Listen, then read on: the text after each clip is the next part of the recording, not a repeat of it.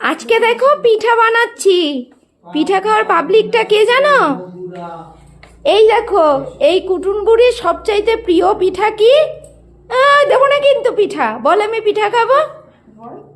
এই যে পিঠা খাওয়ার গেস্টকে নেমন্তন্ন করেছি, পিঠা খেতে চলে এসছে। ও লজ্জা পেয়েছে আবার। এই দেখো, এখানে পিঠে হচ্ছে, এদিকে বসিয়ে দিয়েছি কড়াইয়ের মধ্যে। জানোই আমার কড়াই আছে পিঠে করার জন্য, তাড়াতাড়ি করব বলে এদিকে সরাতেও বসিয়েছি।